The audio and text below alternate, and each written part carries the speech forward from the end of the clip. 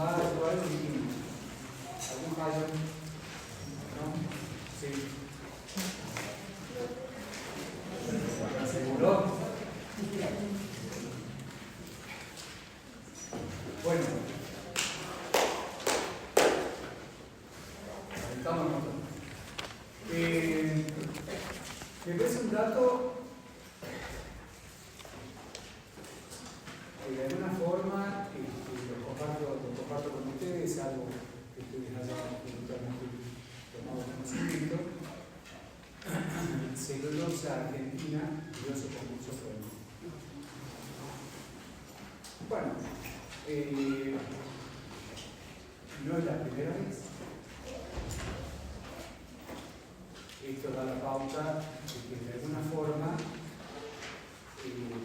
ciertas actividades económicas son más golpeadas con estos cambios de rumbo o vientos de cambio, y tenemos otra empresa más compulsada. Si ustedes me preguntan, y díganme, doctor, ¿es bueno que tengamos empresas compulsadas? Claro que no. Obvio. Que tengamos de vez en cuando, en esto de políticas y situaciones de crisis, una empresa compulsada, insisto, de vez en cuando, cada 50 años, cada no sé cuántos más años. Ahí está prevista la ley, ya les he dicho en nuestra oportunidad de que un programita antes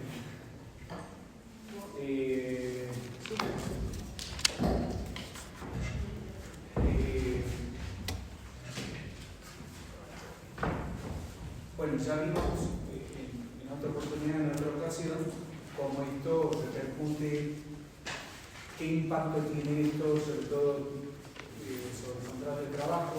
Hay varias, digamos, empresas textiles no tan reconocidas o tan nombradas o que no suelen más, que también han pedido su concurso preventivo, que hay muchos trabajadores que están viendo una situación complicada. La misma de China, a través del Ternium, que funciona en la provincia de Buenos Aires y también de Santa Fe, también otra situación muy complicada. Bueno, este panorama un tanto así asolador, pero no sin solución.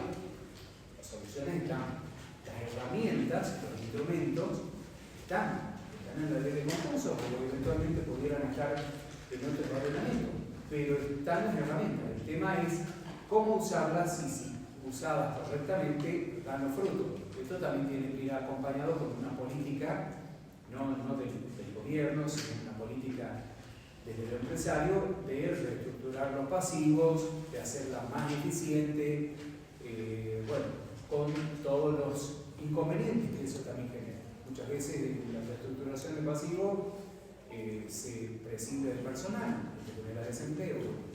Ahí pareciera que las tasas de desocupación se están, digamos, disparando un poco, y esto genera algunas luces claras.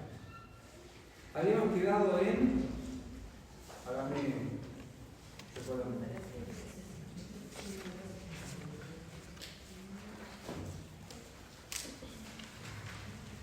Dígame, ¿dónde? Intereses. Ok. Bien. Volvemos a repetir un poquito esto de los efectos del concurso preventivo, ¿no? El concurso preventivo produce a partir de la publicación de edictos, no como termina en el régimen 19.551, incluso la 24.522, los efectos se producían a partir de la presentación. Entonces, te cuento yo, esto no lo noten porque es histórico, te cuento qué pasaba. Venía el deudor, se presentaba el concurso preventivo, el mismo abogado del deudor decía, mire, tengo 5 ejecuciones en este juzgado, y tengo un secuestro en puerta en este juzgado.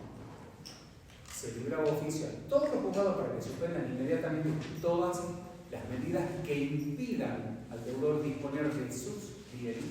Obviamente esto atentaba en contra del normal desarrollo de las actividades, y con eso casi, porque no era total, pero casi paralizaba todo. Después, el deudor se tomaba un muy buen tiempo para publicar los veredictos. Cuando hablo de muy buen tiempo, 5 meses, 4 meses, 8 meses, y todas las acciones suspendidas, ganaba tiempo, eventualmente arreglaba con esos acreedores, los desinteresaba y desistía, ya vamos a ver desistimiento si se quiere hoy, del concurso preventivo. Bueno, esto fue un signo de alerta, un llamado de atención, digamos, para los legisladores, por supuesto también los jueces y la doctrina, que se hicieron eco de estos inconvenientes y de estas llamadas chicanas. ¿Han escuchado hablar de chicanas? ¿O en algún momento les sonó? Bueno, las chicanas son las dilaciones legales a las cuales apelamos los abogados, que pueden ser de carácter procesal u otras, para dilatar los procesos, para extender los tiempos o extender un trámite. ¿Sí? A eso le llamamos chicanas. O hacer planteos que ya sabemos que son inconducentes, pero en definitiva planteos al fin para dilatar, demorar un trámite. Bueno, estas son una chicana legal, o eran una chicana legal. Con la modificación de la ley, a través de la 26.086, digamos, criterio de suspensión a partir de la presentación del concurso se modificó por otro mucho más, digamos, efectivo, porque a la misma vez requiere del deudor rápidamente la presentación del concurso y del cumplimiento de todas las exigencias del artículo 11, ¿sí? Requisitos formales de la presentación. Si el deudor no cumple con estos requisitos formales o eventualmente en ese plazo de 10 días, si lo hubiera requerido, para cumplimentar con todas las exigencias, ¿qué pasa? Se lo tiene por desistido. El concurso no prosigue su trámite, no continúa, se lo tiene por desistido. ¿Está? Bien. Una pregunta sobre el artículo 11, tanto personas humanas como personas jurídicas tenían que presentar todos los requisitos del artículo 11. ¿Sí o sí todos?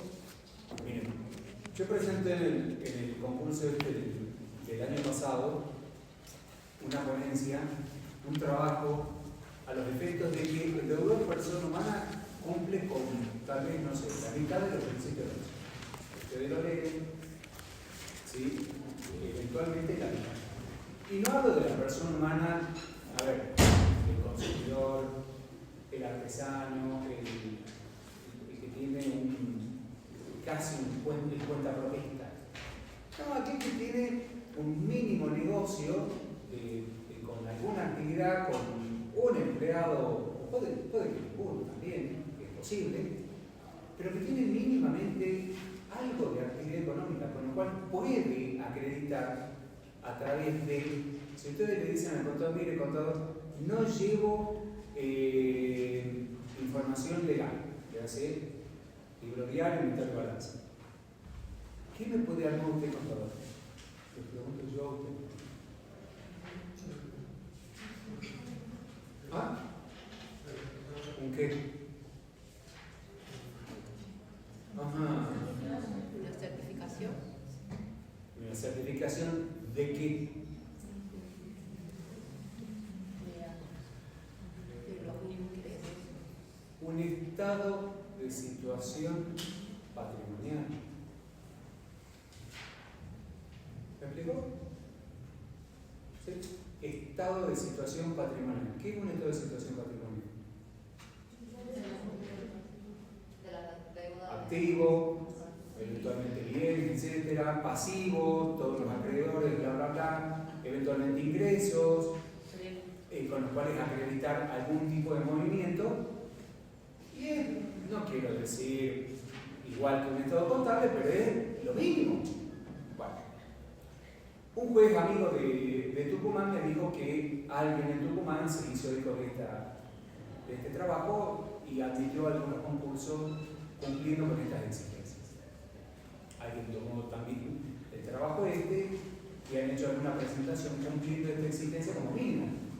No hay balance, no hay estado contable, no hay 3 ejercicios, bueno, el mínimo del último año, o correspondiente a 1 o 2 años.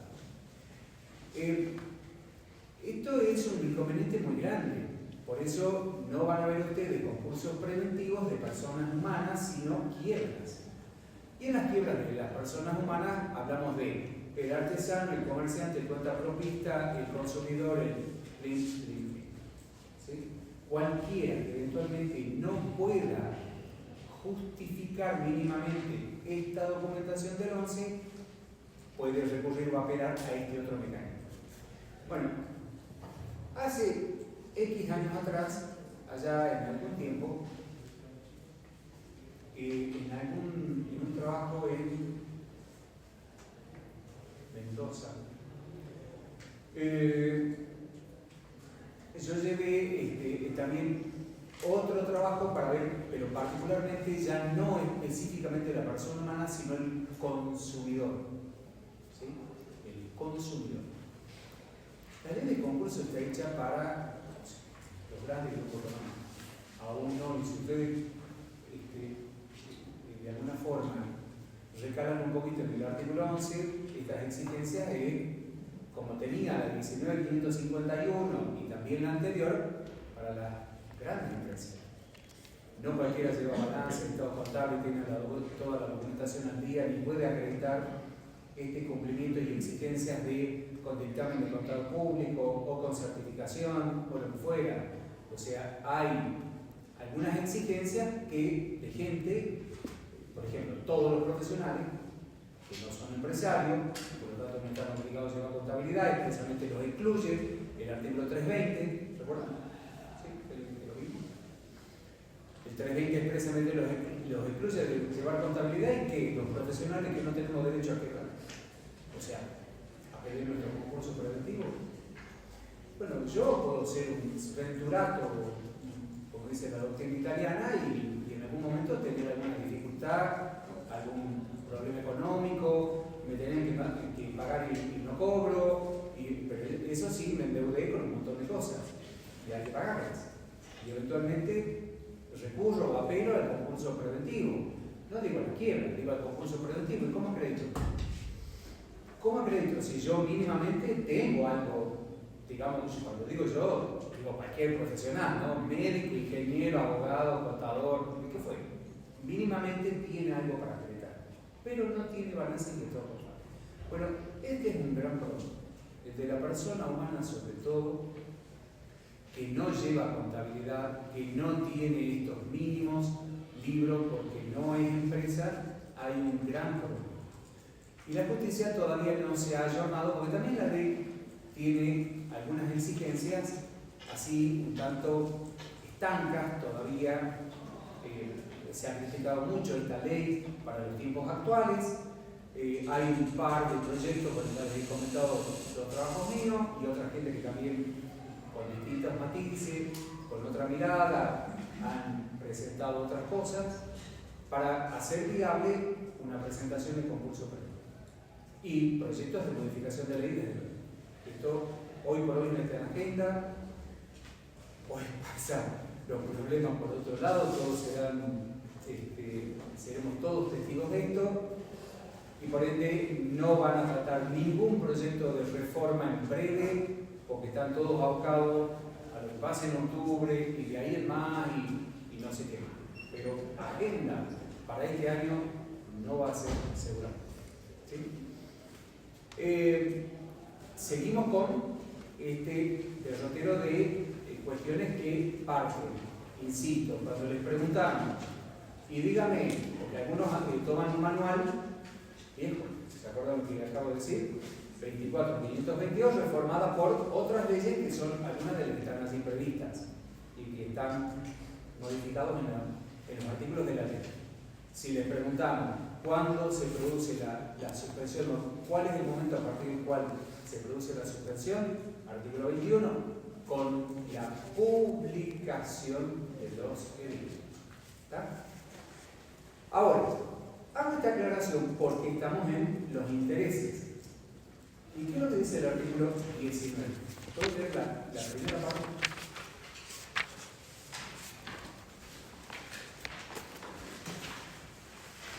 ¿Alguien me tiene la ley?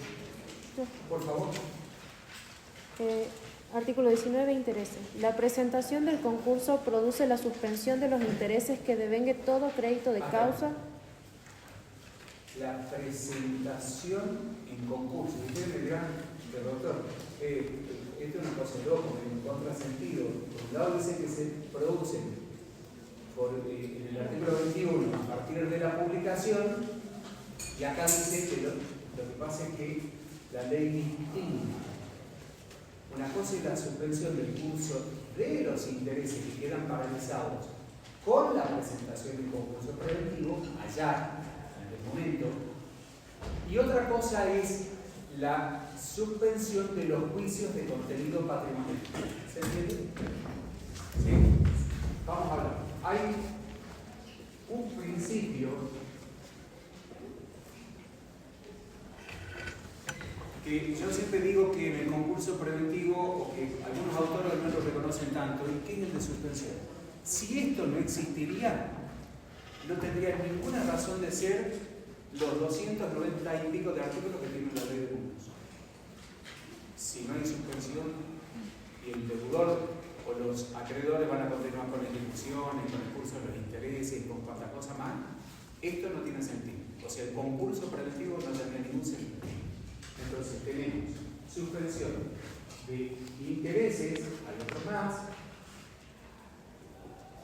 y suspensión de qué? De ejecuciones. Estos se producen a partir de qué momento? De la presentación del concurso preventivo. ¿Y esto a partir de cuándo? De la publicación de los edictos. ¿Estamos? La presentación del concurso es la resolución del juez. No. La presentación del concurso es cuando yo voy, bueno, ya no voy a ningún lado, ¿no? Subo. Ya saben ustedes, está completamente informatizado en todo el país. En los expedientes judiciales o el expediente electrónico, como quieran llamarlo, hay algo que se denomina Sistema Integrado de Gestión Judicial, que tiene la provincia de Jujuy y toda la provincia de Argentina, y por lo tanto la presentación se hace a través del momento, el día, con la hora, etcétera, en que yo subo la presentación del concurso preventivo al sistema y eso impacta en el juzgado. Ese es el día. Hoy o mañana, y hoy o mañana van a tener entidad distinta, porque hasta ese día, o sea, el día anterior, se computan los intereses. ¿Sí?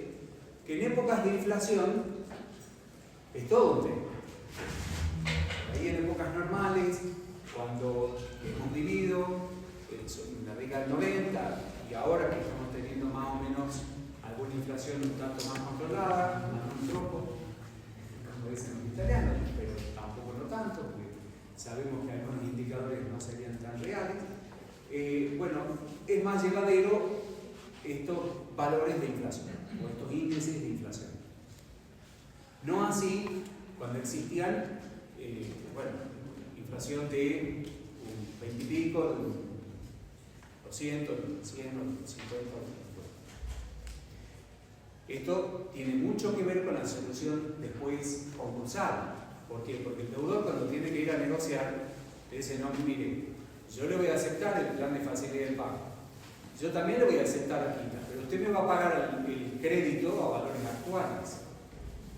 Y en más de un concurso, cuando no se hizo un ofrecimiento, o cuando se logró la conformidad con algunos acreedores que prestaron la conformidad, pero uno no, que se hizo lugar a la impugnación.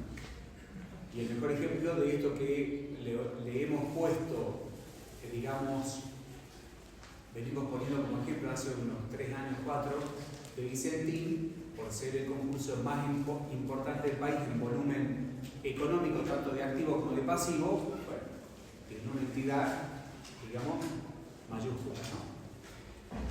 Bien, entonces decimos la suspensión de los intereses a partir de la presentación no es lo mismo que la suspensión de la ejecución o de los trámites de procesos judiciales en contra del deudor, lo cual se produce, o sea, su paralización, a partir de la publicación de edicto. Por favor, anoten, tengan bien en cuenta esto. Después por ahí preguntamos y hay algunas vacilaciones en relación a estos temas particulares. ¿Sí?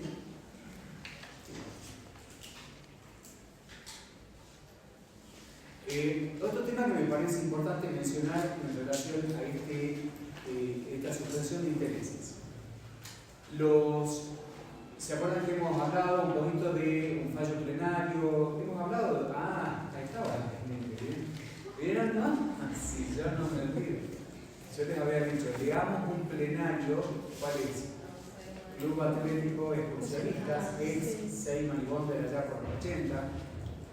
Fíjense ustedes, ¿no? Qué cosa, qué cosa curiosa que es este país. Allá en los 80, para una situación más o menos similar a la que hemos vivido en los últimos no sé qué años, se dictó un plenario.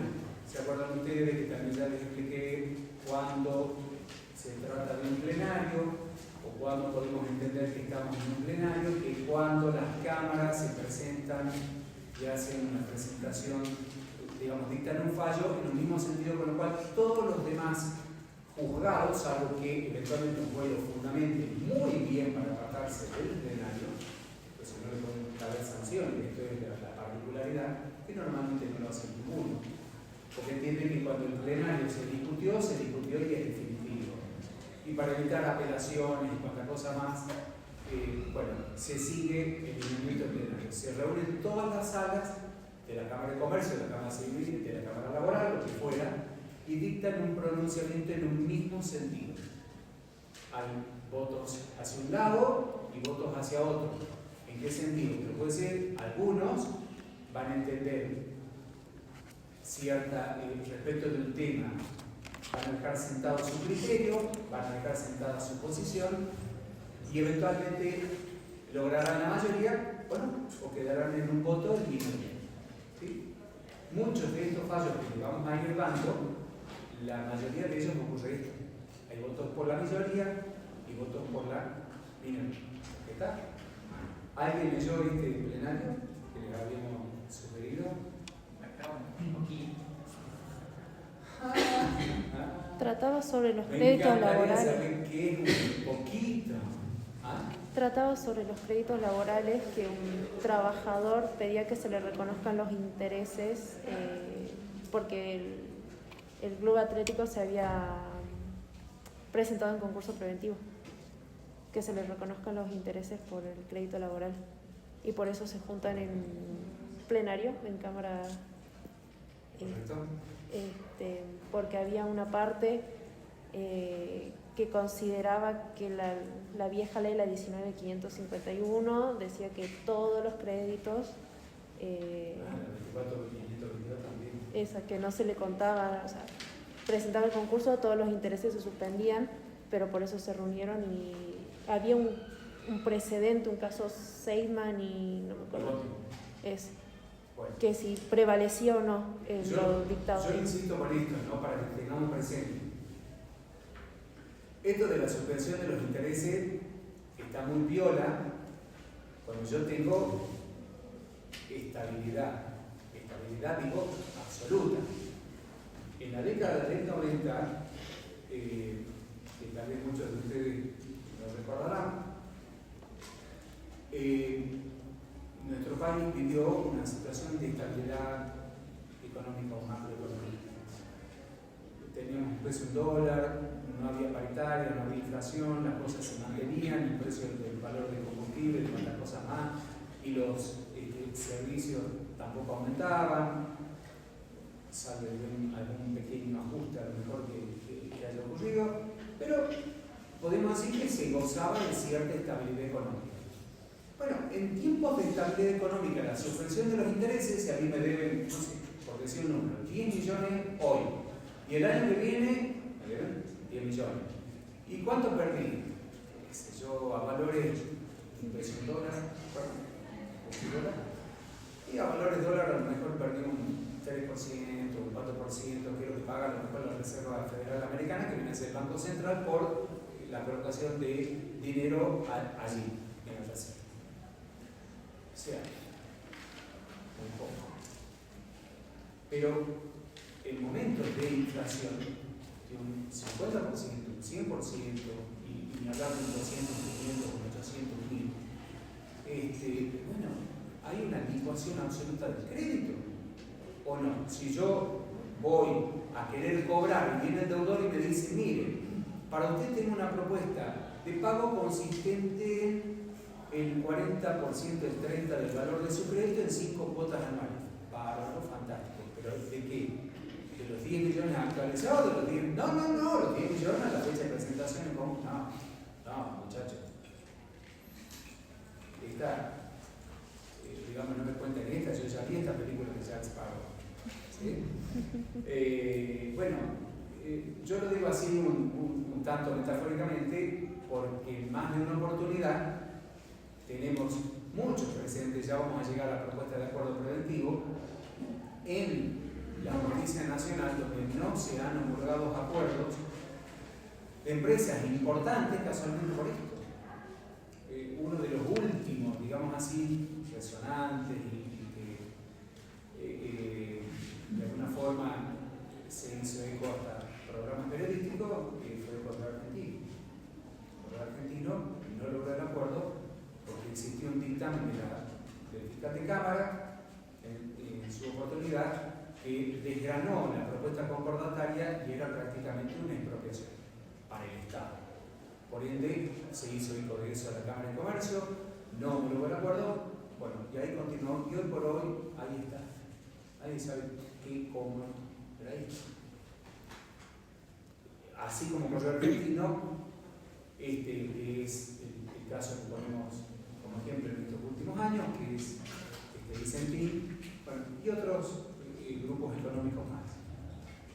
Entonces, decimos que particularmente este tema de los intereses, bueno, si bien es cierto que está la norma y que la norma, o sea, el dispositivo, la regla del artículo 19, que dice que no se computan o se consolidan los intereses a la fecha de presentación, esto no lo tomen como literal. Se consolida a los fines de que el síndico elabore el informe individual. ¿Sí? Vamos familiarizándonos con esto. Digamos que la actividad que el día de mañana ustedes como síndico pueden llegar a desplegar. Informe individual o informe mensual primero, que es el que debe elaborar todos los meses. Bueno, esto tiene una contrapartida, que es que el deudor le facilite la documentación. ¿Ocurre siempre? No siempre el deudor le pone a disposición al síndico toda la documentación para que elabore el informe mensual. Recuerden ustedes que está ahí en el inciso 12 del artículo 14. ¿Se acuerdan? A ver.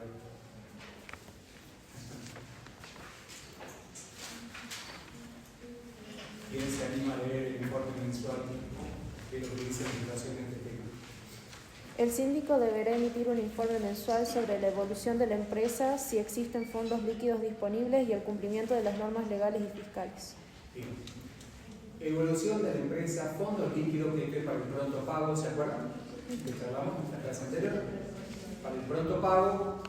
Y, por último, el cumplimiento de las normas legales y fiscales. Y si yo le dijera, mire, contador, ¿qué es esto de cumplir con las normas legales y fiscales? ¿Qué me contesta?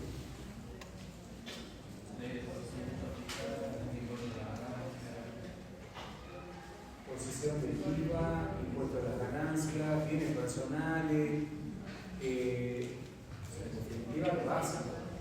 Esto, ¿con qué objetivo cumple? Ver si el deudor realmente está administrando de acuerdo a su situación patrimonial, de acuerdo a la crisis que acaba de sortear, bueno, y con la expectativa de que realmente reestructure el negocio. De lo contrario, ya sabemos que eventualmente el que no logre el acuerdo con la conformidad de los acreedores en el concurso preventivo, ¿en qué desemboca? ¿Ah? Quiebra, quiebra. Para eso estamos hablando de concurso preventivo y de quiebra. Procedimientos colectivos de resolución de conflictos. Los procedimientos colectivos, que ya dijimos, uno de ellos el proceso sucesorio, el concurso preventivo, el acuerdo colectivo extrajudicial, la quiebra, son procedimientos a los cuales apela el deudor cuando no le puede dar cada uno lo suyo. Si yo le debo a la compañera acá 10 millones, 15 millones, 2 millones, 3 millones, y no le puedo a cada uno exactamente esa suma, estoy en problema. O bien, saco plata del bolsillo, digo, esta es la empresa, esta es la SAS, esta es la SAU. No quiero poner plata, no quiero confundir mi patrimonio. O bien saco plata de mi patrimonio y lo pongo acá, o de lo contrario me tengo que presentar en concurso. ¿Está? Otro tema que me parece importante mencionar es, dentro de esta previsión que tiene el artículo 19, es las deudas en moneda extranjera. Y en este punto, el síndico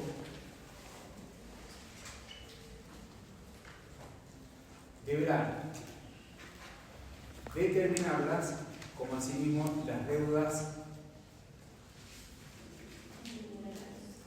no dinerarias al momento de la presentación en concurso o de la presentación del informe individual.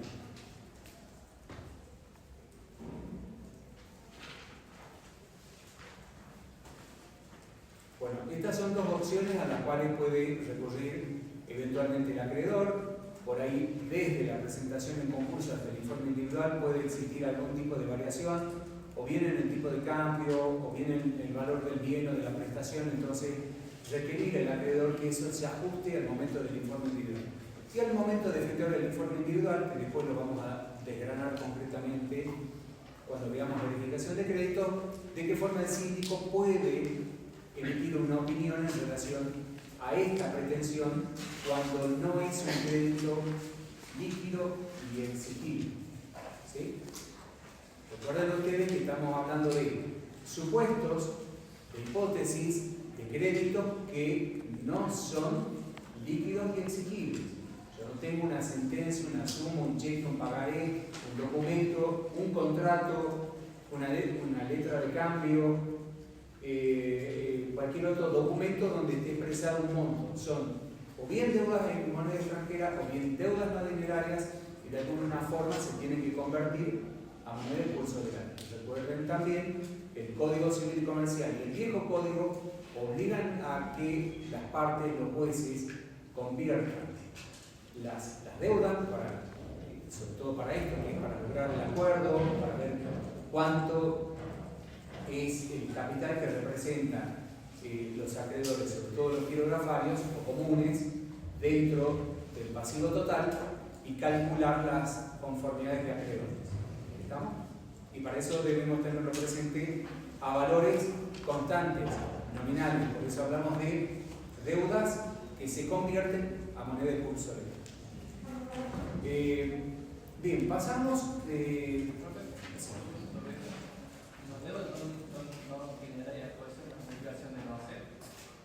Sí, claro. ¿Cómo se convierte eso en...? Con pericias. Normalmente hay alguna prueba pericial que se produce. Por ejemplo, cuando yo voy a paralizar una obra porque potencialmente me puede afectar mi propiedad. Por ejemplo, están levantando una pared que no tiene los cimientos necesarios y que puede afectar mi vivienda. Bueno, puedo pedir como una medida de cautelar y paralizar. Por lo tanto, esa obligación de no hacer puede transformarse eventualmente en una de dar o de otra forma. Esto muchas veces para ellos se requiere de prueba, o sea, de algún informe técnico, de un perito contador que determine algún monto que representa la paralización de esa obra. ¿Está? Bien, contratos con prestaciones recíprocamente. Bien, en primer lugar vamos a hablar del contrato laboral, más que de los otros contratos. El artículo 20, hasta el año, ya no me acuerdo si fue el 2006 o el 2011, ahí deben tener ustedes, digamos, la cita legal. ¿Sí? ¿Ah? 2011. El artículo 20 establecía que en el caso del deudor concursado se suspendían los efectos del contrato de los convenios colectivos de trabajo por el término de 3 años o el que durare el concurso preventivo, el trámite del concurso preventivo. O sea, si hay un plazo menor, 2 años, 1 año y medio, bueno, durante ese plazo se suspendía el convenio colectivo. ¿Qué objetivo cumplía esto? Bueno, ustedes saben de que hay algunos convenios colectivos que tienen algunos plus. ¿Sí? Y si yo les preguntara a ustedes, díganme, ¿qué convenio colectivo conocen que tenga algún plus, algún adicional, algo que no es obligatorio comúnmente, normalmente?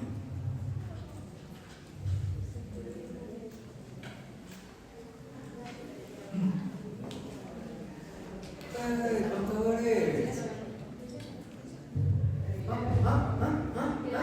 A ver, vamos al más fácil de todo, el que más nos gusta. A los bancarios, plus por caja. Plus por caja. Cuento, recibo, pago, entrego, cuento, recibo, pago, entrego, nada me queda. Cuento, recibo, pago, entrego, un plus por caja. Cualquier bancario, pregúntale que cobra el plus por caja es porque tiene a fin de mes impecable. Le da, no sé, 0, 5 pesos, 50, 100, que es nada. ¿Se entiende? Bien. ¿Qué otro? Bueno, ya les tiré un centro. ¿Ah? ¿Qué otro plus adicional o algo por el estilo? Presentismo. Como, digamos, algunos convenios tienen presentismo, otros no. No sé. Hay un montón de beneficios. ¿Sí? A ver. Digamos en práctica del año pasado el 108 que era de sanidad. ¿Qué era? Estaba dentro de la sanidad. Convenio de sanidad. Para empleados Y sector salud. Tenían algunos cálculos que eran distintos que favoreció obviamente, claro. pero Bueno.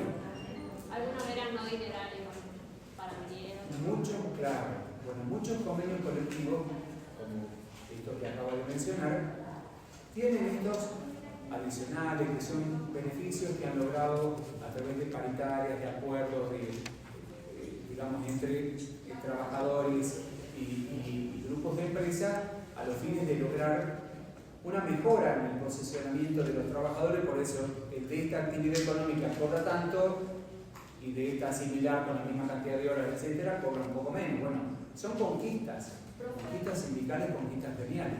Ahí podría ser, por ejemplo, yo tengo una amiga que a ella el jefe le pagaba el tema de la guardería hasta que la bebé entre al jardín, le daban dinero extra También. para que ellos tuvieran una parte del total de la... También. Todos los beneficios que en definitiva pueden representar una carga adicional para el empleador son conquistas o son un beneficio para el trabajador. ¿Qué es lo que pasa en caso de concurso? ¿Por qué estaba previsto esto? No lo van a encontrar ahora en la ley, ¿no? Lo digan después que yo hablé de todo esto y ¿dónde está? No está mal, en el lugar. Estoy hablando de algo que estaba implícitamente en el artículo 20. Se suspendía el convenio colectivo. ¿Cuál era el espíritu del legislador en este sentido? Vuelvo a insistir, en aquel momento, ley 24522, año 95, en ese contexto económico, político y social. En ese contexto. Y en ese contexto, bueno, estaba tan mal visto, no se veía como que era una pérdida significativa. ¿Y por qué digo que no era una pérdida? ¿Se acuerdan ustedes que acabo de decir, mencionarlo y lo repetí en otra? No había paritaria. No había. Se mantuvieron los convenios colectivos de trabajo, los salarios prácticamente estables o sin modificaciones durante, yo digo, sí, unos cuantos años. No sé si tanto como muchos, pero unos cuantos años. En ese contexto tenía razón de ser, tenía lógica, tenía sentido. Que de alguna forma el sindicato también, los trabajadores que habían logrado estas conquistas, ante una situación de crisis, colaboraran en algo, porque no era tampoco significativo. ¿Cuánto creen usted que puede ser un plus de un adicional, no sé, por presentivo? A ver, comercio. ¿Cuánto puede ser? ¿Ah? 10%. 10% del sueldo de alguien que gana 1,5 millones, bueno, 150.000 o algo por el estilo, es una suma, pero tampoco no es significativo o hiper significativo. Salidos de aquellos tiempos y con alguna situación un poco más en ebullición desde el punto de vista de lo que es estrictamente, estamos hablando de inflacionario. Bueno, el legislador entendió de que esto no podía permanecer y de alguna forma derogó esto. Para mí fue un error, porque tampoco no me estaba mayormente y era una contribución en algo a la situación del empleador, y sobre todo estamos hablando de pymes o pequeñas empresas, porque no estoy hablando de empresas así grandes, grupo económico, Vicentino. No, la mayoría de los concursos del país son pequeños, son pymes, son pequeñas empresas, la mayoría de los concursos del país. Entonces, yo lo vi con algún desacierto. Se justificó en ese momento, sobre todo con este tema de la inflación y también de esta impronta que tuvo la ley de concursos, tanto la del 2006 como la reforma del 2011, impronta laboral, porque hubo realmente una impronta laboral a la ley de concursos, tanto por las cooperativas de trabajo, que después lo vamos a ver más adelante, como así también a través de estas disposiciones que modificaron algunas cuestiones que estaban ahí, estaban tranquilas, mayormente nadie se hacía eco si dejaban sin efecto un libro, un convenio colectivo, porque a todo esto obligaba al deudor a renegociar un convenio colectivo mientras dure el concurso. O sea, no es que todas las conquistas gremiales quedaban sin efecto, no eran todas, algunas quedaban sin efecto. Y esto podía ser renegociado entre la patronal y el sindicato para mantener algunos y dejar sin efecto. ¿Está claro? O sea que los básicos, por ejemplo, si se actualizaban. Sí, los básicos, todo, obvio. Era simplemente esto de los adicionales. Lo que está previsto en el convenio colectivo, el básico, no se toca. Parece que hay pisos que son, digamos, derogables. Entonces no se toca el básico, se toca, digamos, los adicionales. O los precios.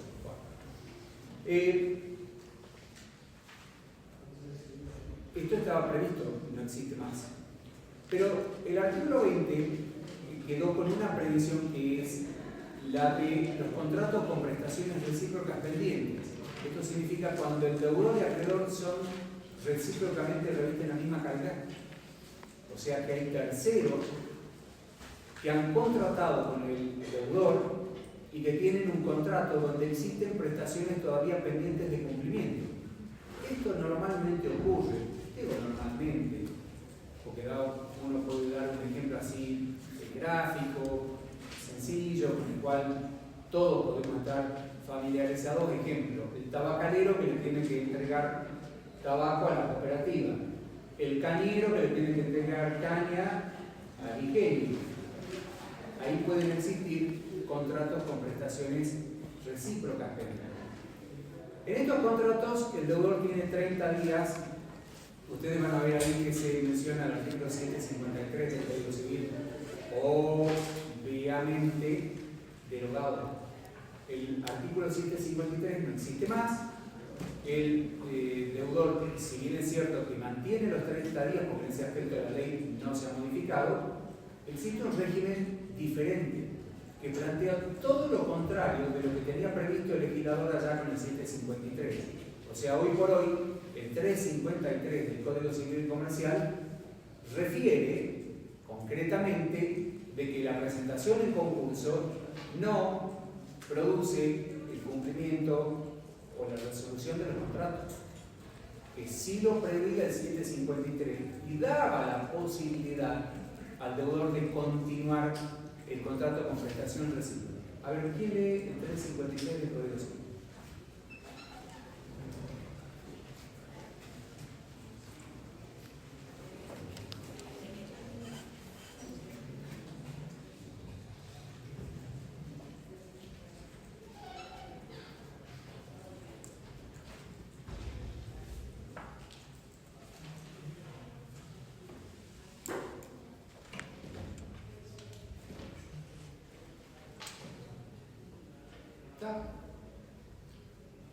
El 353. Sí. Considera del plazo. El obligado a cumplir no puede invocar la pendencia del plazo si se ha declarado su quiebra. Se disminuye por actos propios las seguridades otorgadas al acreedor para el cumplimiento de la obligación o si no ha constituido las garantías prometidas, entre otros supuestos relevantes. La apertura del concurso del obligado al pago no hace caducar el plazo, sin perjuicio del derecho del acreedor a verificar su crédito y a todas las consecuencias que evitan la legislación concursal. Bien, o sea, el concurso preventivo no hace caducar los plazos. Antes del 753 tenía una disposición absolutamente en contrario de lo que acaba de leer acá la compañera. ¿Se entiende lo que digo? Vuelvo a repetir. Vuelvo a repetir porque los veo a todos como... ¿Vieron? ¿Ah? Sí, claro, totalmente. ¿Vieron lo que yo acabo de mencionar? Hagamos de cuenta y pongamos el ejemplo más fácil. Se concursa el ingenio. ¿Sí? Hay un contrato entre el cañero y el propietario del ingenio, el ingenio azucarero. ¿Cómo se llama ese contrato? Con prestaciones recíprocas. ¿Ah? De maquila.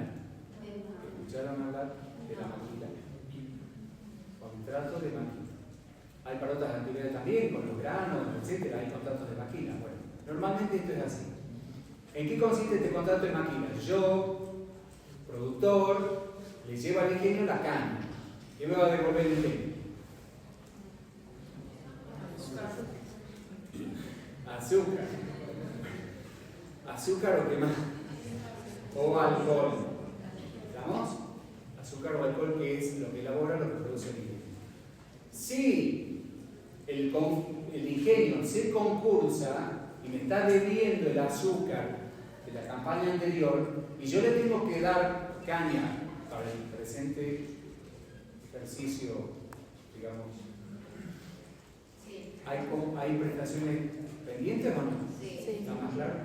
Pero no es lo mismo que la cooperativa de tabacaleros, porque la cooperativa de tabacaleros le paga al tabacalero, no le devuelve todo el tiempo. Sí, claro. Sí. Hay un pago, pero, a ver, puede haber prestaciones también pendientes. Si no me pagaron, está pendiente. Pendiente pago. O sea, o bien me entregan mercadería, en el caso del ingenio, o bien me pagan, pero me están debiendo. Y hay un compromiso, porque normalmente estos contratos se hacen, de amor, a ver, a 2 años, 3 años. No te firman únicamente para un solo año. ¿Sí? Hay algún ingenio, qué sé yo, que tiene alguna política, por X razones, entonces para plazos más cortos. Pero el resto de los contratos se elaboran o se firman así por 2 o 3 años. Por lo tanto, puede haber pagos pendientes, ya sea así en dinero o bien con la entrega de mercadería, y ambos son pendientes. Y acá la presentación del concurso no produce la caducidad de los plazos. O sea, ante el incumplimiento, que era lo que tenía previsto el 753, el deudor que no pedía la continuación del contrato directamente se resolvía que el acreedor debía presentarse a verificar el crédito. Bien, esta norma no existe. Por ende, hay que ser muy puntilloso, escrupuloso, y ver qué es lo que dice el 353 en este último apartado. Como no produce la caducidad y el artículo sigue previendo el plazo de 30 días a los efectos de continuar con el contrato, la facultad la tiene el deudor. Si el deudor no hubiere requerido, no hubiere solicitado la continuación del contrato, lo puede hacer eventualmente el acreedor, para lo cual tiene que notificar al deudor y al síndico. Y si el deudor no cumple, ¿me siguen? Si el deudor no tiene voluntad de continuar con el contrato, se resuelve. ¿Qué pasa si se resuelve? O sea, queda sin efecto el contrato. ¿Qué es lo que tiene que hacer el tercero? Verificar el crédito. ¿Está claro? ¿Sí? Bien. Ahora, o sea, que ¿pueden? si deciden continuar con esa relación, es como una conversación, digamos. No estamos todos bien. Claro, pero a ver, ejemplo. Supongamos justamente de eso iba a decir. Si yo requiero, tengo la voluntad de continuar, yo tercero, pero porque lo pide el deudor, entonces yo estoy así con las cartas, ¿no? ¿Ustedes vieron alguna vez o escucharon qué significa orejear las cartas? ¿No?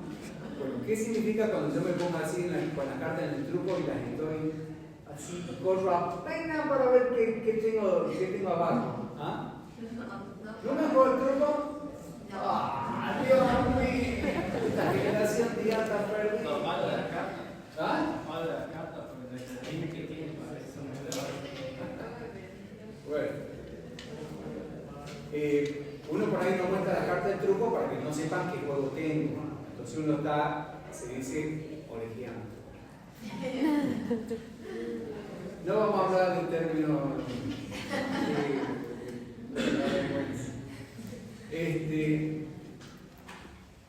entonces yo, acreedor, le exijo al deudor que me pide continuar con el contrato con prestaciones que me dé una garantía de cumplimiento, opción 1.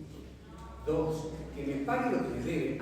¿Usted quiere que le entregue caña este año? Que usted me está necesitando. Usted necesita tabaco porque si no, no llega al cupo de no sé qué, que los chinos y la manicoche. Le exijo que me pague lo que me debe. Si eventualmente el deudor me paga, por lo tanto, no se resuelve el contrato. Continúo. ¿Estamos? Me pagó lo que me debía y ahora continúa el contrato. Obviamente, insisto, obviamente, con autorización judicial. De lo contrario, estaríamos alterando que La posesión de la... 16. Sí. ¿Qué dice el artículo 16, primer párrafo? Prohibición. El deudor no puede alterar la posesión de los acreedores que causa el título anterior a la presentación del concurso. ¿Está? Eso quiere decir que, bueno, él me paga lo que debe y yo le puedo entregar tabaco, caña de azúcar en esta campaña. Pero porque continúa el contrato. Ahora, puede que el deudor diga, no tengo para pagar. Y yo diga, bueno, entonces, como no quiero continuar con el contrato, yo también puedo elegir. Puedo decir, listo, de acá en más, lo anterior lo verifico. Pero de acá adelante, si yo continúo, porque acepto esas condiciones, el deudor me puede decir, mire, no le voy a pagar lo de antes, venga al concurso, preséntese y pida la verificación de crédito, por lo que le debo. pero continuemos con el contrato que yo le aseguro que en esta campaña le voy a pagar. Momento. Yo tenía un profesor de Derecho Concursal que una vez me dijo de que si yo apelaba al artículo 20 podía exigir algo. ¿Y qué? Fíjense el artículo 20. En un momento refiere de que las prestaciones posteriores por parte del tercero co-contratante imponi, esto es el que le tiene que proveer de caña, ejemplo, al ingenio que está concursado, tienen el privilegio del 240. ¿Y qué es esto del privilegio del 240? A ver si alguien lo puede leer.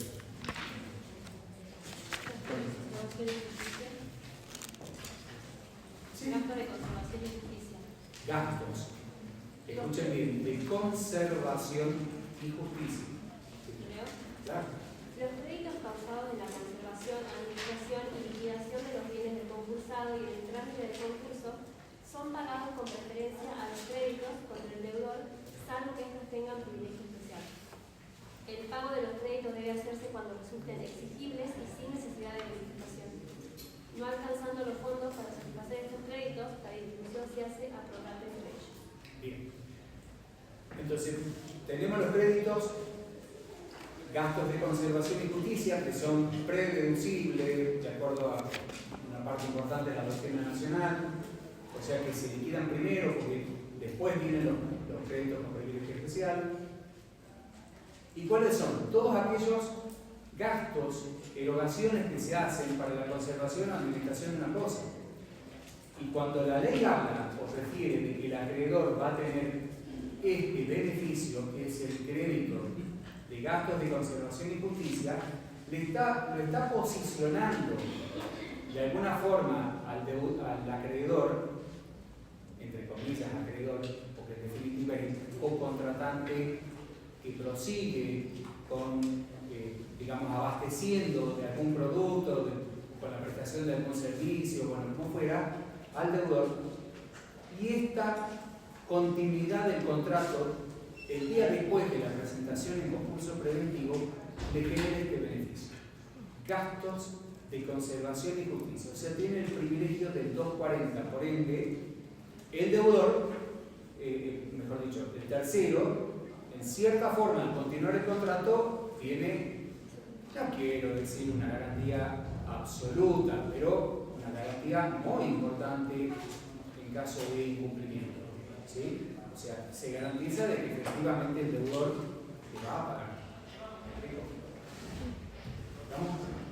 Bien. Insisto con esto, los supuestos en los cuales existe continuidad, insisto, continuidad por esta reciprocidad del carácter de deudor y acreedor con un tercero, permite la prosecución de una actividad económica que favorece al deudor, normalmente esto siempre es así,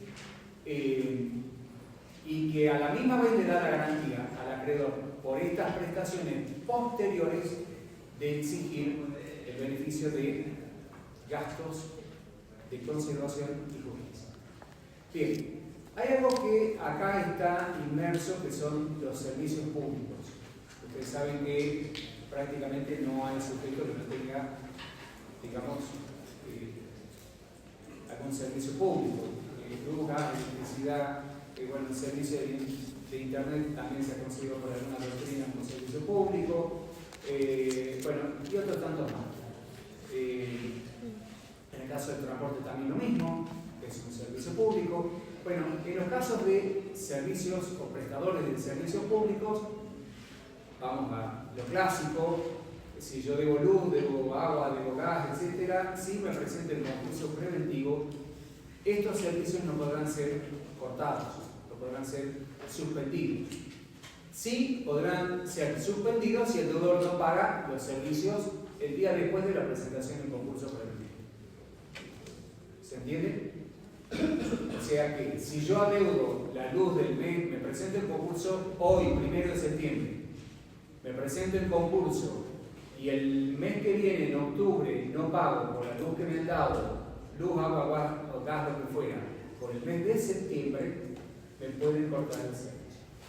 ¿Estamos? No lo podrán hacer respecto de periodos anteriores. Sí, a partir de la presentación y concurso previo. ¿Estamos ahí? Bien. Esto ocurre, insisto, únicamente con los prestadores de servicios públicos. Hay algunos servicios que, por ejemplo, en el caso del agua, no podían cortarse. Se entiende que es un servicio esencial, fundamental para la vida humana.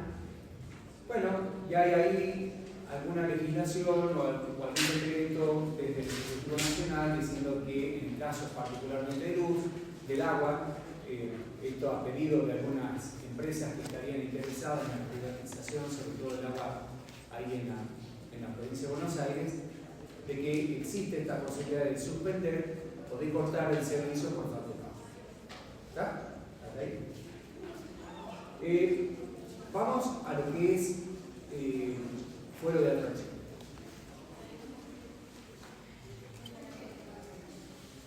Bien. La presentación en concurso preventivo produce a partir de, insisto, de la publicación de los edictos, la suspensión de los juicios de los delitos patrimoniales en contra del deudor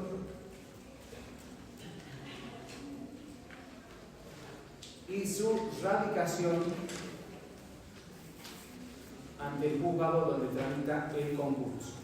Bueno, si yo les pregunto, ustedes que ya hemos visto un poco, que ya hemos analizado algunas disposiciones, qué crédito, qué causa, cuáles serían los juicios que eventualmente podrían suspenderse producto de esta presentación en concurso y a partir de la publicación del edicto.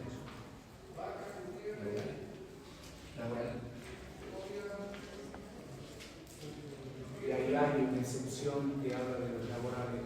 La excepción eran los laborales, los derechos laborales, hipotecaria, personales, las excepciones. Pero los demás. Hay una serie de procesos judiciales. Miren, vuelvo con esto mismo de hacer un poquito de historia. La 24522 tenía un fuero de atracción absoluto. Todos los pleitos que estaban dando vuelta en todo el universo de jurisdicciones, o sea, laboral, administrativo, no hablo de los penales, pero laboral, administrativo, civil, comercial, de toda índole, eran atraídos al juzgado concursal. Insisto con esto, pero que lo dije en algún momento, si no lo digo ahora, los juzgados de concurso se llenaban con 250 causas, más los pedidos de verificación, más el trámite de concurso que ya era de por sí engorroso. Bueno, era una cosa, los jueces han terminado más de varios de ellos con ahí internados unos días en un psiquiátrico, qué sé yo. Bueno, esto llevó a que de alguna forma los legisladores, con alguna doctrina judicial y con los mismos jueces que reclamaban urgentemente un cambio de esta disposición, modificaron la ley de concurso. ¿Cómo se modificó la ley de concurso? Bueno, salgamos del fuero de atracción absoluto porque esto no está dando resultados. ¿Y a qué mecanismos creen ustedes que volvieron? Al mismo casi a pie juntillas, casi, del que tenía previsto la 19.551. Que no era un mecanismo en que mayormente la gente se caga, o que alguien tuviera algún tipo de reparo. En este mecanismo de la 19.551, bueno, el deudor, mejor dicho, los acreedores, podían continuar, sobre todo en el caso de los laborales, con el trámite de la retención de la acción judicial. Bueno, estoy hablando allá en aquel entonces, lo mismo ocurría con los hipotecarios o prendarios, ¿sí? Hay una previsión que después la vamos a analizar particularmente en relación a estos créditos, que son los hipotecarios o prendarios. En el caso de los laborales, podían continuar con la acción hasta obtener sentencia. Una vez que obtenían sentencia, concurrían a verificar el crédito. ¿Qué opción les dio el legislador en esta nueva redacción del artículo 21? En el caso de los laborales, la posibilidad de desistir del trámite. Ejemplo, si a mí me despiden, me llega el telegrama, como ocurre con muchas empresas, y la empresa se presenta en concurso preventivo, ¿qué más tenemos que acreditar? No está discutido, eventualmente puede ser, digamos, los años de servicio, pero eso eventualmente con alguna pequeña información, digamos, 931, un informe de la FIP o de lo que fuera, pueda acreditar los años de aporte que tenga. O sea, rápidamente, quiero decir con esto, uno puede determinar cuánto es lo que me adeuda un mes de sueldo por año de servicio, digamos, tanto por mes, por tantos años, más el preaviso de lo que fuera. Bueno, puedo redondear un número. ¿Para qué continuar con un proceso laboral y para cobrar quién sabe cuándo? Ahora, distinto es si la relación de empleo está, digamos, no blanqueada, o sea, en gris, porque no está un trabajador sin aportes, si hay inconsistencias en la documentación, si eventualmente estuviera debatido. ¿Se acuerda cuando vimos pronto pago? Los supuestos o los casos en los cuales no correspondía el pronto pago. No digo esto de la connivencia, ¿no? O el posible fraude entre el deudor y el acreedor, sino aquellas hipótesis en las cuales el crédito estuviera verdaderamente controvertido. Viene el trabajador que dice: trabajé 20 años, ganaba tanto, tengo el telegrama, y el empleador dice: no, de ninguna manera, usted no estaba blanqueado, usted no ha trabajado 20 años, trabajó 2. Realmente hay una colisión de interés importante, no están ni reconociendo la relación laboral y los años de trabajo. Bueno, requiere eventualmente de alguna información adicional. Todos los juicios se suspenden de contenido patrimonial, salvo, que acá vienen las excepciones, los juicios laborales, los juicios fundados en relaciones de familia, los procesos de conocimiento y aquellos donde existe un consorcio pasivo necesario. Dispositivo este que ya estaba previsto, incorporado al 131 de la ley de concurso, o sea, estaba la norma para la quiebra, pero no estaba previsto para el concurso preventivo, lo cual generaba algún conflicto. Bueno, estos procesos, los cuales estamos mencionando, digamos, podían continuar ante los juzgados originarios. Si yo, trabajador, tengo un reclamo en contra de la empresa, la Jujeña Sociedad Anónima, concursada, y tengo un reclamo, obviamente tramitando ante un juez laboral, ¿qué es lo que voy a hacer si el crédito estuviera controvertido? Bueno, etcétera. Donde no estuviera claro y no fuera, como el ejemplo que di, una notificación, una carta de documento donde me despiden, donde dan por resuelto el contrato de trabajo. Lo voy a continuar, porque me conviene más que continúe y obtener sentencia que eventualmente ir a verificar el crédito y no sé cuándo voy a verificar. Ya sé de antemano que tal vez al pronto pago no acceda. Esto también uno debe, ¿vieron lo que dije? ¿Qué dije? Orejear, ¿sí? Orejear es pensar bien la jugada, ¿sí? ¿Qué voy a hacer? Bajo el 4 de copa y muestro las cartas de alguna forma, anticipo qué es lo que tengo o me las guardo. Bueno, eso es orejear, ¿está? ¿Qué es lo que pasa con los créditos fundados en relaciones de familia? Bueno, a nadie mayormente le interesa la cuestión de el divorcio, los alimentos, las cuestiones que pueda tener respecto de la vivienda o la asignación de la vivienda, etc. Pero, digo bien, pero la disolución de bienes de la sociedad conyugal sí le interesa al concurso. ¿Por qué? Y para ver qué actividad tiene. Salvo que alguien se case con acuerdo, convenio, prenupcial, que normalmente nadie lo firma, nadie lo hace. salvo esos convenios, ¿vieron ustedes que, a ver, vamos a hablar del chusmerio? No sé quién se está por casar, ¿quién se está por casar? Tiene de Paul. ¡Pah! Tiene de Paul. Yo pensaba que era Chuma, no, ahí. Tiene de Paul. ¿Qué están haciendo Tiene de Paul según, ojo, trascendió periodístico? Yo digo, le creen. Bueno, no entendemos, pero digo, en estas cuestiones, y sobre todo en las cuestiones afectivas, esto no se ventila. Pero dicen los periodistas, que le demos crédito, supongamos, que están haciendo un acuerdo prenupcial. Ella tiene algún volumen económico de reservas, él también. No es un jugador de cualquier club de barrio. ¿Sí? No, que ya qué sé yo. No, un jugador de la selección, de un equipo del Atlético de Madrid, pasa ya al.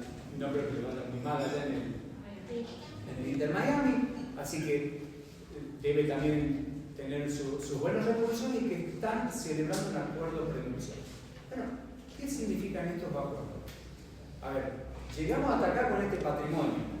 Yo tengo 2 casas, 5 departamentos, 50, 2 barcos, lo que fuera. Esto queda para cada uno y a partir de acá lo que construyamos, bueno, bienvenido sea. ¿Se entiende lo que quiero decir? Si eso no es así, ¿por qué le interesaría al juez del concurso la división de bienes? Porque eventualmente son 50 y 50. Todas las compras que hizo él, todas las compras que hizo ella, figuren él o ella, o figuren ambos, son 50%. Por lo tanto, se tienen que liquidar a medias los bienes. Si las deudas son solo de él, eventualmente la parte de él o de ella estará asignada o destinada a cubrir a todos los acreedores. Vamos a ver en qué casos se puede partir, en qué casos no, y cómo distribuir entre los acreedores ese patrimonio. Por ende, la liquidación de bienes de la sociedad conyugal, después del concurso va a decir, señor juez civil, hasta acá, el divorcio, el alimento, asignación del hogar conyugal y qué sé yo, unas cuantas cosas más, acciones, digamos, de familia, hasta acá a mí no me interesa mayormente. Ahora, liquidación de bienes de la sociedad conyugal, venga, esto tramita acá. Porque yo voy a decir cómo se va a partir, con qué se va a quedar ella y o él, y qué va a ir para los acreedores y tal vez qué. ¿Sí? Que bien no van a ser parte de esa liquidación. Bien. Crédito con garantía real hipotecario o general. Miren, la 24522, insisto con esto, tenía un fuero de atracción absoluto. Tan absoluto, pero tan absoluto, que tuvo que salir la Corte Suprema en un fallo para sentar criterio y volver, en base a los tratados y todo lo demás, a ese viejo dispositivo que decía que en el caso de los acreedores hipotecarios y prendarios, el juicio no se atrasa.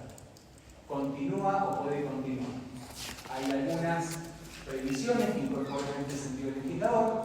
El juicio eventualmente puede suspenderse hasta el pedido de verificación del crédito y el privilegio. ¿Se entiende? En el caso de las garantías reales, hipotecarias o prendarias, digamos, el juicio puede suspenderse hasta la presentación del pedido de verificación del crédito y en su caso del privilegio. Inmediatamente hecho ello, continúa a donde estaba radicado. Si es en Buenos Aires, el deudor está con fuerza en Jujuy, continuará allá en Buenos Aires. Si eventualmente fue en la misma jurisdicción, en el juzgado correspondiente. Bueno, con estas excepciones que ha incorporado la ley, ya hablamos de los hipotecarios prendarios, están los de familia que ya dijimos, los laborales que también mencionamos. Bueno, están otros que son el litis consorcio pasivo necesario, que son aquellos en los cuales hay varios sujetos que están concursados. Si hay un mismo acreedor que esté demandando a los sujetos concursados, bueno, llevarlo al concurso y los otros quedar en otra jurisdicción es imposible. ¿Estamos? Entonces, por una cuestión que tiene que ver con la unicidad del procedimiento, ese trámite queda en el mismo juez y en la misma previsión que tenía o que tiene la ley de concurso en el 131 para la hipótesis que quiera. O sea, queda excluido de lo que es el fuero de atracción. Todos los demás juicios que no sean estos,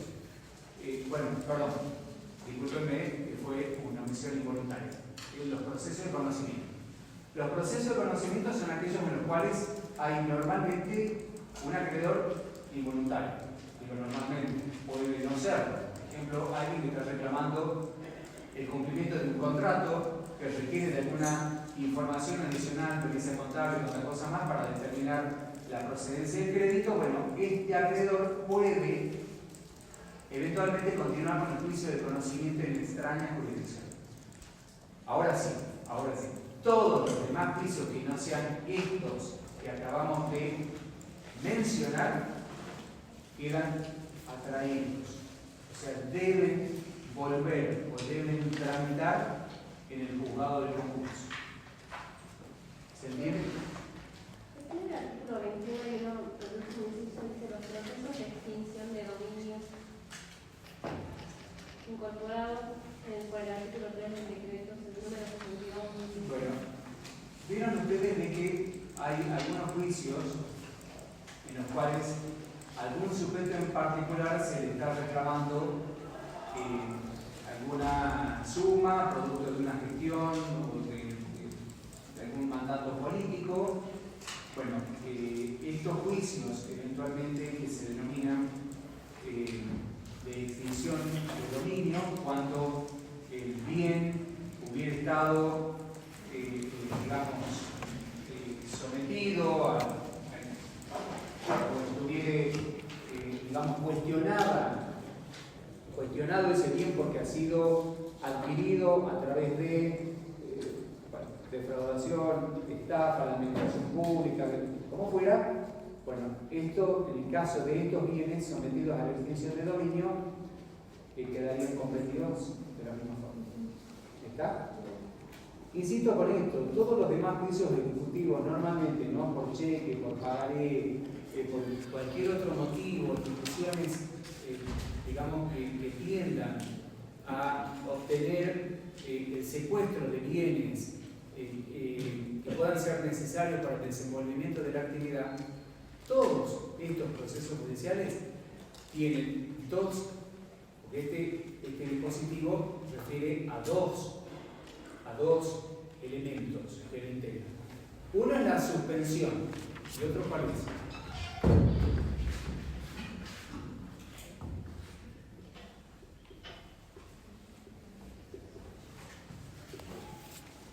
La radicación. No solamente suspende, sino que el juicio ejecutivo que está tramitando en Buenos Aires, en Córdoba, en Tucumán, en San Pedro, lo mandan acá, donde tramita el concurso. Entonces, ¿qué es lo que tiene que hacer el acreedor? Domicilio. No constituye nada. Verificar el crédito. Concurre a la sindicatura, acompaña su pedido de verificación con toda la documentación que acredita ello. ¿Se acuerdan? Bueno, ustedes deben haber visto que en el caso de los títulos de crédito, carácter de abstracción que tienen los títulos, ¿qué significa? Que no tiene en cuenta las causas que le da origen al título de crédito. Desvinculación de la causa que le dio origen, o sea, no me importa cuál es la causa, el crédito lo tengo porque tengo el documento, el pagaré, la letra de cambio, cheque y por lo tanto exijo el cumplimiento. Ahora, frente a un sujeto que esté en concurso preventivo, ¿sí? Hay fuero de atracción, ¿sí? Radicación y atracción. Ahí cuando digo radicación, para que a ustedes les quede más claro, el concepto es atracción, o sea, ¿a dónde? Bueno, al juzgado donde tramite el concurso preventivo y eso provoca la radicación ahí va a quedar, ¿sí? Ahí va a quedar. Entonces, este carácter de abstracción cede en caso de concurso preventivo. ¿Qué es lo que tiene que hacer el acreedor? Pedir la verificación de crédito y acompañar los títulos que justifique esto, el crédito. Permítanme un segundo, por favor.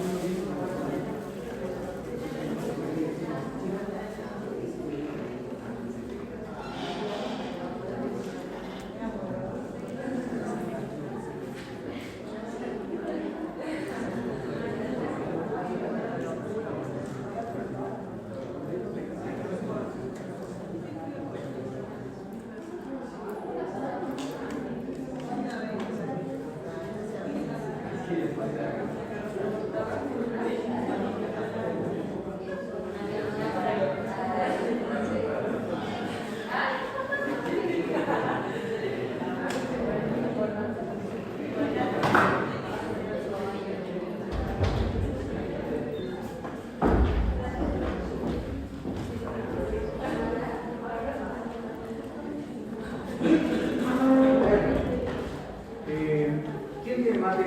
¿Quién toma mate? ¿Nadie? La próxima le traemos. Agua caliente, ahí que se encargue de traer agua caliente. Si no, otros años tenía alguien que siempre trae agua caliente. Caliente. ¿Estamos? Habíamos quedado en fuero de atracción.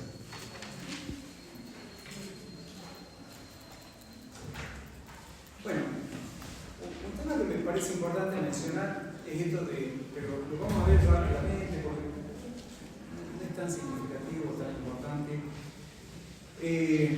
Ejecución por remate no judicial.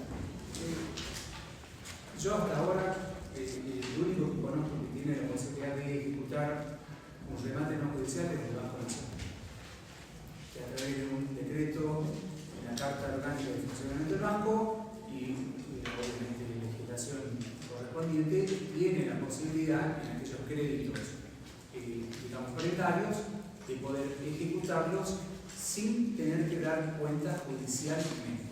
Bueno, todos sabemos que banco público, de crédito, de apoyo, digamos, a las pymes, a los emprendedores, y tiene esta posibilidad. Ahora, el banco no puede eventualmente ejecutar o realizar el bien asiento de este privilegio si el deudor pidió con anterioridad su concurso preventivo.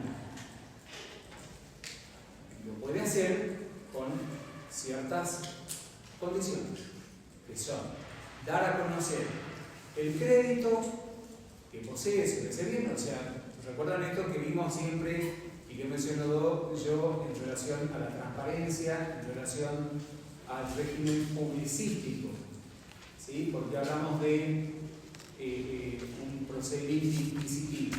Esto es para que el juez conozca, tenga conocimiento, porque este es un bien que está saliendo del patrimonio. Si el banco lo está ejecutando es porque el deudor no pagó.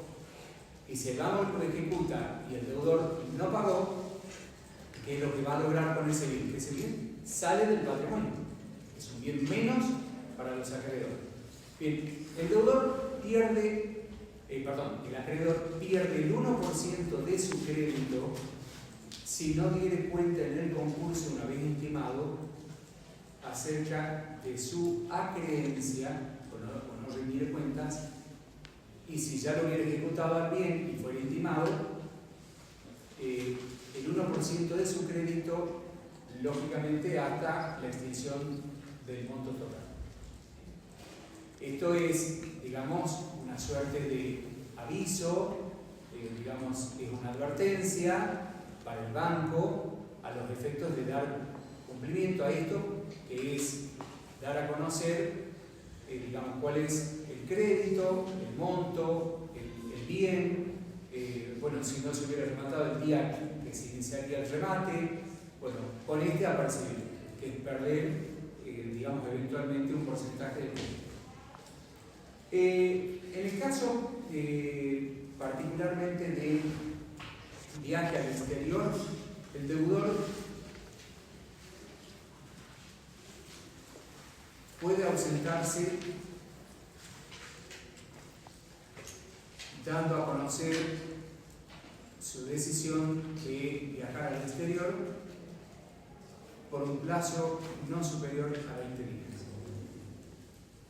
Esto también cumple con esta exigencia de, estando concursado, el deudor de tenerlo, digamos, a disposición a los efectos de que el juez le requiera alguna información adicional, sea necesario para aclarar algún aspecto puntual de la administración o en relación a algún crédito que esté, digamos, sumamente controvertido y sea, digamos, significativo. Bueno, esto es el motivo por el cual puede eventualmente exigirse al deudor, o sea, no se le restringe, no se le impide, pero que sea por un tiempo determinado. Sí les puedo decir que respecto de otras situaciones, por ejemplo, el deudor fallido, el deudor quebrado, el deudor alimentario, aquel que no cumple con los alimentos, puede ser de alguna forma sujeto pasible de una medida similar. O sea, hay algunos tribunales que han dispuesto el deudor alimentario, o sea, los padres que no cumplen normalmente, digo, o mayoritariamente los padres en relación a los hijos, el padre varón, ¿no? Para distinguirlo de la madre o de la mujer. Y la medida puede ser, escuchen bien, de esta naturaleza, para que por ahí les comenten, sobre todo los varones, algún amigo que tienen ahí incumplidor. Advertencia: prohibición de salida del país. 1. Prohibición de concurrencia a espectáculos públicos, llámese partidos de fútbol. Prohibición de salida los fines de semana. ¿Están escuchando? O sea, yo vengo, soy el pícaro, o el más pícaro de todos, y digo, bueno, yo no voy a pagar los alimentos. Muy bien, ¿cómo no? Usted, de lunes a viernes, ¿qué hace? No, yo trabajo en tal lugar, así que todos los días tengo que ir a trabajar. Ajá, ¿y los fines de semana? No, los fines de semana, Dolce Vita. Bueno, usted va a venir acá los días viernes a la noche y se va a ir el lunes a la mañana. Hay algunos fallos que han adoptado estas medidas y algunas personas las han hecho cumplir. Esto es un comentario adicional. Divertirme un poco. Las notificaciones se hacen los días martes y jueves, de acuerdo al sistema procesal derivado del trámite del concurso preventivo. Ya lo sabemos, pero también hay notificaciones que se hacen a los acreedores y al comité de control que las cursa ¿quién? La sindicatura. Recuerden ustedes que al momento de la presentación en concurso preventivo, el deudor el juez al momento de la resolución de apertura le va a exigir al deudor un depósito estimativo para los gastos que demande las notificaciones por carta o documento a los acreedores. ¿Sí?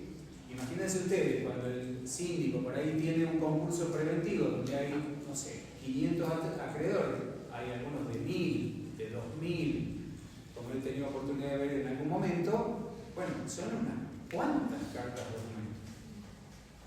Esas cartas documentos las debe sufragar el deudor para que el síndico cumpla con esta exigencia que es notificar a los acreedores. ¿Sí?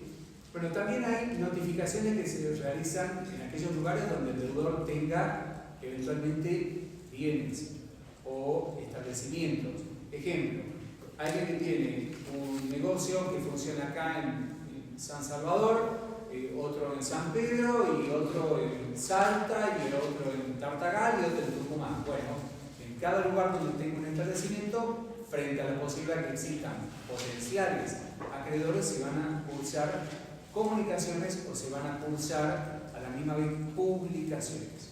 ¿Sí? Bien.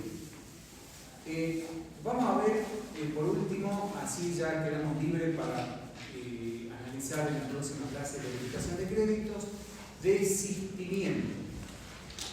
Bien, ¿qué es el desistimiento?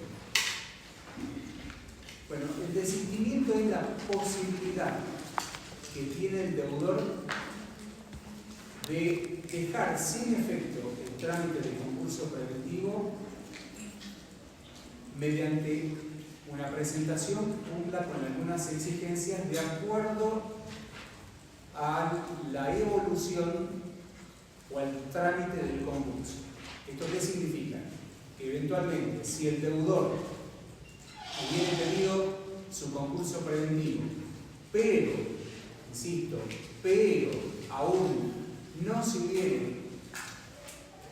resuelto la apertura, o mejor dicho, si hubiera resuelto la apertura, no se hubiera publicado los edictos. ¿Se acuerdan cuando vimos publicación? La exigencia en relación a este tema del artículo 21. Si no se hubieran publicado los edictos, se denomina desistimiento ad nutum. ¿Esto qué significa nutum? Nadie ha tomado conocimiento, no hay ningún orden público que resguardara o interés general que esté comprometido, con la sola presentación del deudor sin decir si le pagó a los acreedores, si ya no tiene cesación de pagos, o sea, simplemente con un escrito de 2 líneas pidiendo el desistimiento es suficiente como para que el juez dé por concluida el concurso preventivo. Por eso decimos desistimiento ad nutum. Ad nutum es al desnudo o de alguna forma a la sola presentación con una mínima exigencia. Es simplemente pedir. Bien, hay otro desistimiento cuando ya el proceso ha avanzado. Y la mayor cantidad de veces que hemos visto hipótesis de desistimiento han ocurrido cuando ya el deudor había requerido su concurso preventivo. ¿Sí? Se había resuelto la apertura del concurso preventivo, o sea, publicaciones de edictos de por medio y todo lo demás. Bueno, ¿recuerdan ustedes algo que yo creo que lo he mencionado en las primeras clases? Hemos dicho que los acreedores privilegiados normalmente, especiales y generales, al tener un privilegio sobre el cual se asienta su pretensión de cobro, tienen cierta garantía. ¿Sí? ¿Estamos ahí? Tienen algo sobre lo cual hacer efectiva su pretensión. El crédito. ¿Quiénes no quedan en la misma posición o están en desventaja en relación a los acreedores privilegiados? Los comunes, los quirógrafos o quirógrafarios. Son los acreedores que no tienen ningún privilegio. Bien, los acreedores que no tienen ningún privilegio tienen una acción de oro. ¿Cuál es esta acción de oro? Bueno, que en el caso de que el deudor requiera la conformidad, la propuesta es obligatoria respecto de los comunes. Después vamos a analizar, allá, artículo 44, 47, qué es lo que pasa con propuesta concordataria para acreedores privilegiados. Pero por ahora, en los concursos en nuestro país se rige por ciertas mayorías dobles, porque hablo de mayoría de personas y mayoría de capital, para los acreedores comunes. ¿Cuál es el inconveniente? Que en algunos concursos preventivos, los acreedores con privilegio especial, y no hablo particularmente de los laborales que pueden ser negociados, y normalmente se negocian, pero algunos acreedores con privilegio especial, prendarios, normalmente hipotecarios, sobre todo donde el bien sobre el cual recaen está destinado específicamente a la actividad económica, es más complejo de negociarlos. Y si yo no los negocio, ¿qué pasa? Hagamos de cuenta que de los 10 vehículos que tengo, 6 están con prenda y con 4 no llevo a cubrir el servicio. Si no arreglo con estos acreedores, por más que todos los comunes me digan, ¿dónde firmo? Así desesperado, estoy, discúlpenme la expresión un tanto coloquial, el horno. ¿No suelen decir eso ustedes? ¿Qué dicen ustedes? Hasta las manos, bueno, ahí está, hasta las manos. ¿Ah? Está bueno. Ese deudor eventualmente puede lograr la homologación del acuerdo, pero muy probablemente va a terminar quebrando. El día que le saquen los camiones para cumplir con esa, digamos, para desempeñar esa actividad económica, va a estar exactamente en la misma situación o va. No digo, tal vez peor que antes de la presentación del concurso, pero de todos modos no va a superar el cumplimiento del acuerdo. ¿Sí? Mire, yo siempre digo que el concurso preventivo es lo mismo que el montañismo. ¿Alguien ha hecho montaña alguna vez? ¿Ha subido a alguna montaña? A mí me gusta correr. ¿A ningún lado? Bueno, los que hemos tenido esta suerte, aventura, dicha, bendición y cualquier cosa más de conocer varias montañas,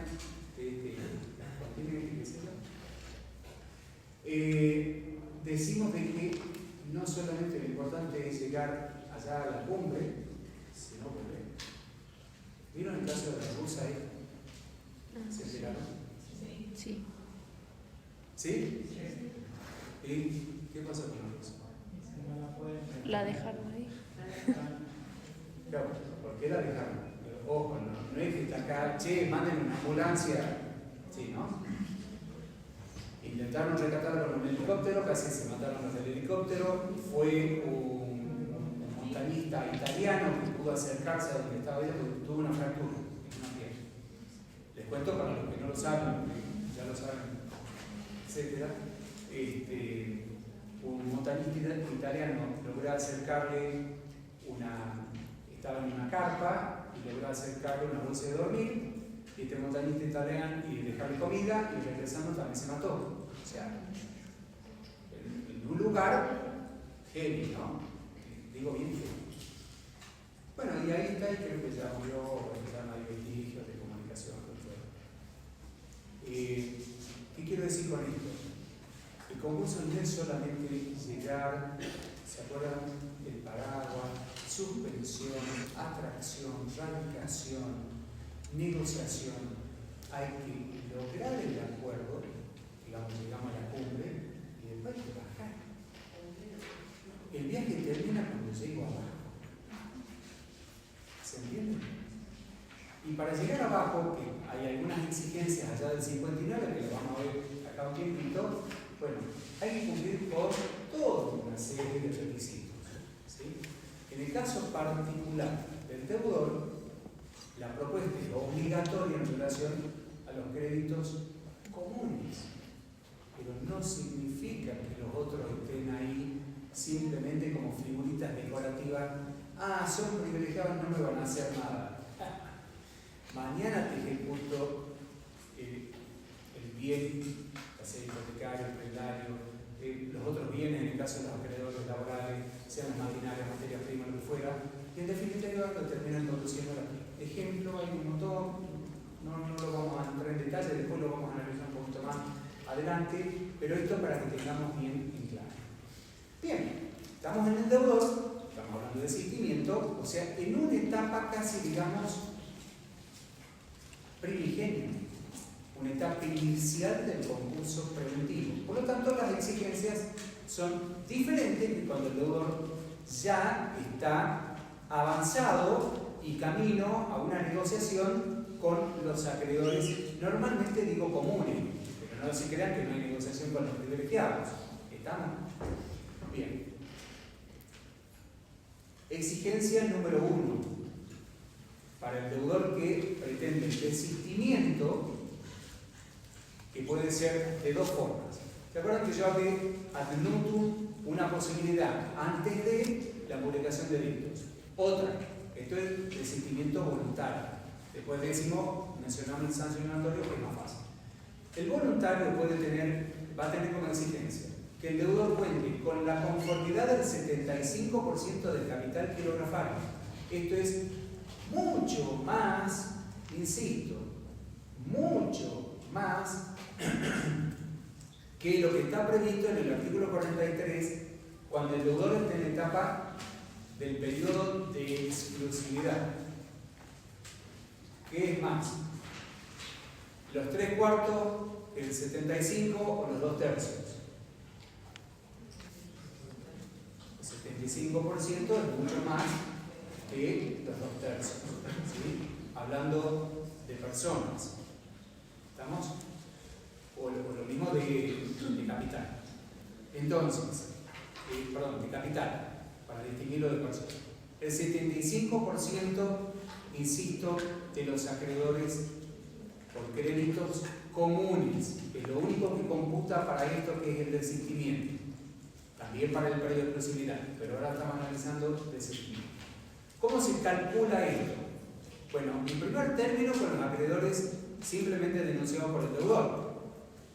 Si el desistimiento se va a producir antes del informe individual de créditos. ¿Se entiende?